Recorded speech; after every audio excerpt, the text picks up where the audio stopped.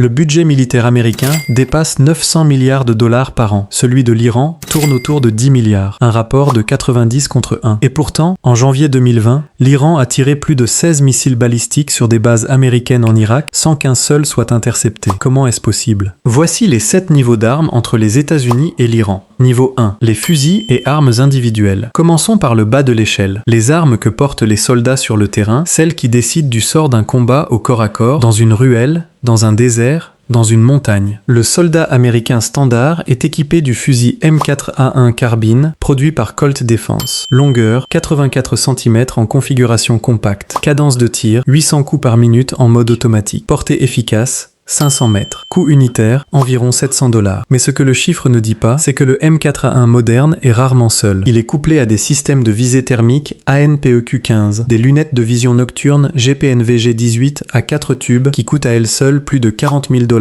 des silencieux militaires, des désignateurs laser. Le fantassin américain moyen porte sur lui plus de $150 000 d'équipements électroniques et optiques individuels. L'Iran, de son côté, s'appuie principalement sur des clones locaux du fusil d'assaut russe Kalachnikov, produit sous la désignation KL7.62 ou KLS, fabriqué dans des usines d'armement à Ispahan. Robuste, fiable, dans les conditions extrêmes, simple à entretenir, sans formation technique avancée. L'Iran produit également depuis 2017 son propre fusil de précision, le Sayad, calibre 7.62.54 mm, avec une portée efficace revendiquée de 800 mètres. Ce qui impressionne davantage les analystes, c'est la capacité industrielle. L'Iran fabrique l'intégralité de ses armes légères en territoire national, sans dépendance à aucun fournisseur étranger malgré 40 ans de sanctions. Au niveau 1, la supériorité technologique américaine est massive et incontestable. Un soldat américain équipé voit dans le noir absolu, désigne des cibles à 600 mètres avec un laser invisible et communique par satellite en temps réel. Mais le niveau 1 ne décide pas des guerres modernes. Et au niveau 2, quelque chose de beaucoup plus surprenant attend. Niveau 2, les drones militaires. En 2019, ton à faible signature radar et thermique. Vitesse, environ 185 km/h, délibérément lente pour voler sous les seuils de détection de nombreux radars. Les stratèges américains éveillés la nuit.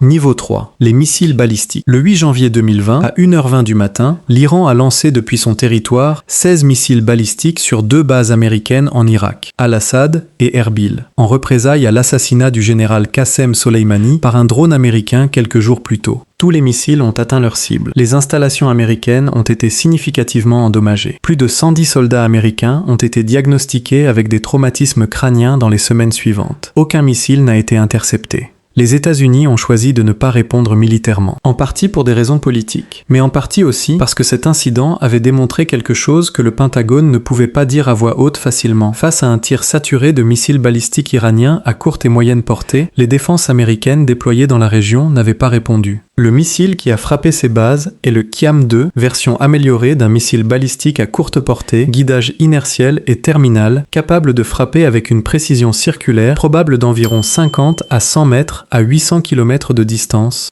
Mais c'est l'Emad qui représente le vrai saut technologique. Premier missile balistique iranien à tête maniable en phase terminale, ce qui signifie qu'il peut modifier sa trajectoire dans les dernières secondes avant l'impact, rendant l'interception des systèmes actuels beaucoup plus difficile. Portée 1700 km. Précision revendiquée moins de 50 mètres. Tel Aviv, Riyad, Bagdad, Kaboul, toutes ces capitales se trouvent à portée depuis le sol iranien. Au sommet de l'arsenal iranien, le Khorramshahr 4 présenté en 2023, portée annoncée de 2000 km, tête maniable, et pour la première fois dans un programme balistique iranien officiel, affirmation de capacité à transporter des charges utiles multiples. Si ces revendications sont vérifiables, l'Iran se doterait d'une capacité MIRV embryonnaire, des missiles capables de libérer plusieurs ogives visant des cibles distinctes, un niveau de sophistication que l'Occident pensait encore récemment hors de portée pour Téhéran. L'arsenal américain en missiles balistiques est naturellement dans une dimension incomparable. Minuteman 3 à 13 000 km de portée, Trident 2 à 12 000 km tirés depuis des sous-marins. Mais dans le contexte d'un conflit régional au Moyen-Orient, ce qui compte n'est pas la portée intercontinentale, c'est la précision à 1500 km. Et là, l'Iran a des arguments à faire valoir. Mais autant un missile peut frapper, autant il peut être intercepté. Et c'est là que le niveau 4 révèle quelques surprises très inconfortables. Niveau 4, la défense aérienne. Le 1er avril 2024, Israël a frappé le consulat iranien à Damas, tuant plusieurs officiers officier du corps des gardiens de la révolution islamique. Le 13 avril, l'Iran a répondu par une frappe sans précédent directement depuis son territoire contre Israël. Plus de 170 drones, 120 missiles balistiques et 30 missiles de croisière. La quasi-totalité a été interceptée par la combinaison des défenses israéliennes, américaines, britanniques, françaises et jordaniennes mobilisées simultanément. Une démonstration spectaculaire de la supériorité des défenses occidentales. Mais voici ce que les manchettes n'ont pas dit. L'Iran savait parfaitement que la grande majorité de ses projectiles seraient interceptés. L'objectif n'était pas la destruction, c'était la démonstration de capacité, la saturation des stocks d'intercepteurs et surtout le test en conditions réelles de ses propres systèmes face aux meilleures défenses disponibles. Des données que les ingénieurs de défense iraniens ont collectées et analysées pendant des semaines. Côté américain, le système de défense aérienne le plus avancé déployé dans la région est le Patriot PAC-3 MSU, un intercepteur capable d'engager des missiles balistiques à courte et moyenne portée, avec une portée d'interception de 40 km et une altitude maximale d'engagement de 25 km. Coût par batterie complète, environ 1 milliard de dollars. Coût de chaque missile intercepteur PAC-3, 4 millions de dollars. À chaque Shahed iranien à 30 000 dollars abattus, l'équation économique saigne un peu plus les stocks et les budgets des défenseurs. L'Iran, de son côté, a développé le Bavar 373, présenté en 2019 comme la réponse directe au S-300 russe, dont l'Iran avait longtemps demandé la livraison avant qu'elle ne soit retardée de plusieurs années par des pressions diplomatiques. Portée revendiquée, 200 km. Altitude d'engagement, 27 km, capable d'engager simultanément 6 cibles selon les communications officielles iraniennes. Les analystes occidentaux restent sceptiques sur les performances réelles, mais son déploiement effectif sur plusieurs sites stratégiques iraniens est documenté par imagerie satellite. Ce qui est incontestable, c'est qu'aucune frappe aérienne contre l'Iran ne peut désormais être planifiée sans intégrer la menace de ces systèmes dans les calculs de pertes acceptables. Et au niveau 5, la dimension aérienne de ce duel prend une ampleur qui change complètement les rapports de force. Niveau 5. Les avions de combat. Voici la catégorie où l'écart entre les deux pays est le plus brutal et le plus évident, en surface. L'USAF opère environ 186 F-22 Raptor, l'avion de chasse furtif le plus avancé actuellement en service dans le monde, à 150 millions de dollars l'unité. Elle opère 450 F-35 Lightning II, avec 2456 appareils commandés au total pour l'ensemble des branches des forces armées américaines. Des avions invisibles au radar, dotés de systèmes de fusion de données et de guerre électronique qui n'ont aucun équivalent en service actuel. L'armée de l'air iranienne est une toute autre réalité. Elle vole encore sur des F-14 Tomcat achetés sous le Shah avant la révolution de 1979, les mêmes qui ont servi à Top Gun, maintenus en service par une ingénierie de débrouillardise digne d'un roman, en fabriquant des pièces de rechange localement puisque les sanctions interdisent tout approvisionnement officiel. Elle opère des F-4 Phantom, des F-5, des MiG-29 russes en nombre limité. Sur le papier, cette comparaison est grotesque, mais l'Iran a tiré une leçon précise de son isolement forcé. Puisqu'il ne peut pas rivaliser dans les airs, il va rendre les airs non pertinents. Le programme de missiles solaires, les essaims de drones, les missiles balistiques de précision, tous ces développements ont exactement le même objectif stratégique. Créer un environnement dans lequel même les avions furtifs américains les plus avancés opèrent dans un risque significatif, sans que l'Iran ait besoin d'un seul F-22.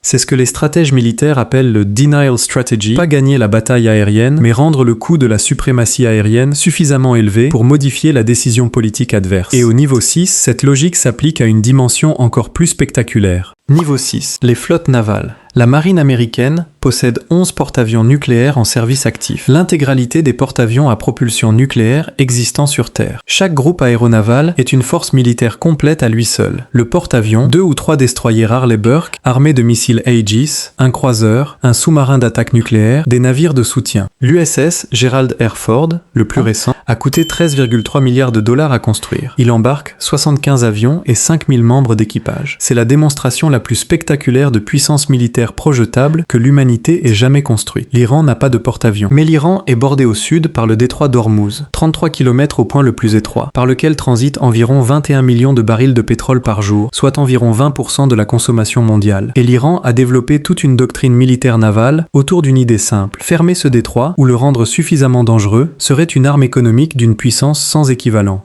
Les gardiens de la Révolution ont transformé leur flotte de petites embarcations rapides armées en une capacité de déni d'accès maritime redoutable. Des centaines de vedettes rapides, capables d'atteindre 70 nœuds, armées de missiles anti-navires, pouvant lancer des attaques en essaim coordonnés contre de grands navires dans les eaux peu profondes du Golfe. Cette tactique, qu'on appelle la stratégie des petites bêtes dans les études navales, a été simulée par la marine américaine lors de l'exercice Millennium Challenge en 2002. Dans cette simulation, un commandant jouant le rôle d'une puissance du Golfe similaire à l'Iran l'Iran, a coulé 16 navires américains en quelques heures en utilisant exactement cette approche, avant que les règles d'engagement de l'exercice ne soient modifiées pour en changer le résultat. L'Iran a également développé le missile anti-navire Noor, une copie améliorée du missile chinois CU-102 avec une portée de 170 km et un guidage terminal actif, et le Khalij Fars, un missile balistique anti-ship capable théoriquement de cibler un navire en mouvement depuis une rampe terrestre à 300 km. Les analyses de l'US Naval Institute qualifient cette capacité de potentiellement disruptive pour la liberté de navigation dans le golfe Persique. Un porte-avions américain dans le détroit d'Ormuz fait face à quelque chose d'entièrement différent de ce pourquoi il a été conçu. Et le niveau 7 va révéler l'arme la plus déstabilisante de tout ce duel. Niveau 7. Les armes stratégiques capables de changer l'équilibre mondial. Il faut nommer clairement ce dont il s'agit à ce niveau. L'Iran n'a pas d'armes nucléaires déclarées, officiellement. Mais depuis 2003, son programme nucléaire est au cœur de la crise géopolitique la plus complexe et la plus suivie du monde entier. Et ce que les inspecteurs de l'Agence internationale de l'énergie atomique ont documenté au fil des années dessine une trajectoire que les analystes lisent avec une seule conclusion possible. L'Iran possède l'ensemble des composantes techniques nécessaires à la fabrication d'une arme nucléaire, et seule la décision politique de ne pas franchir le pas l'en sépare. En 2023, l'AIA a confirmé que l'Iran avait enrichi de l'uranium à 84% de pureté lors d'inspections à l'usine de Fordo, un taux qui se situe à un pas microscopique des 90% nécessaires pour la qualité militaire. L'Iran affirme que c'est le résultat d'une fluctuation technique involontaire. Les experts en prolifération nucléaire sont beaucoup plus prudents dans leur formulation, mais beaucoup plus clairs dans leur analyse privée. Les États-Unis, de leur côté, possèdent environ 5550 ogives nucléaires, dont 1700 déployées opérationnellement. Ils possèdent la triade nucléaire complète. Bombardier B-2 Spirit Furty, missiles intercontinentaux Minuteman III dans des silos à travers le Montana et le Wyoming, et sous-marin Ohio armé de Trident 2 D5. Une capacité de destruction totale et redondante. Mais ce qui rend ce niveau si vertigineux dans le contexte iranien, ce n'est pas seulement la course nucléaire, c'est la combinaison. Un Iran qui franchit le seuil nucléaire, équipé de missiles Emad et Khorramshahr 4, capable de porter une ogive à 2000 km, d'un arsenal de drones saturants qui peut neutraliser les défenses adverses, d'une capacité de fermeture du détroit d'Ormuz qui ferait exploser les prix du pétrole mondiaux en 48 heures. Cette combinaison crée quelque chose que les stratèges appellent une puissance de déni régional totale. C'est-à-dire qu'un Iran nucléaire ne pourrait probablement pas battre militairement les États-Unis dans une guerre conventionnelle totale, mais il pourrait rendre le coût d'une telle guerre suffisamment catastrophique, économiquement, politiquement, stratégiquement, pour que la décision de la déclencher devienne pratiquement impensable. Ce qui, du point de vue de Téhéran, revient exactement au même. Les États-Unis le savent. C'est précisément pour cette raison que les négociations, les sanctions, les pressions diplomatiques et les options militaires préventives font l'objet de débats ininterrompus dans les cercles de défense depuis 20 ans. Parce que dans ce duel à 7 niveaux, le dernier niveau n'est pas une bataille, c'est une question de calcul sur ce que chaque camp est prêt à risquer. La vraie leçon de cette comparaison n'est pas militaire, c'est stratégique. L'Iran a compris depuis longtemps qu'il n'a pas les moyens de battre les États-Unis dans la catégorie où les États-Unis sont invincibles. Il a donc choisi de construire ses capacités exactement dans les zones où l'avantage américain se réduit. Les drones bon marché contre les missiles coûteux, les essaims contre la précision, la fermeture d'un détroit contre la liberté de manœuvre navale. Ce n'est pas de la puissance symétrique, c'est de la puissance asymétrique portée à son niveau de sophistication le plus élevé. Et la vraie question que cette vidéo pose n'a pas de réponse simple. Dans un conflit où l'un des deux camps est prêt à tout perdre et l'autre ne peut pas se permettre de perdre quoi que ce soit, qui possède vraiment l'arme la plus puissante ?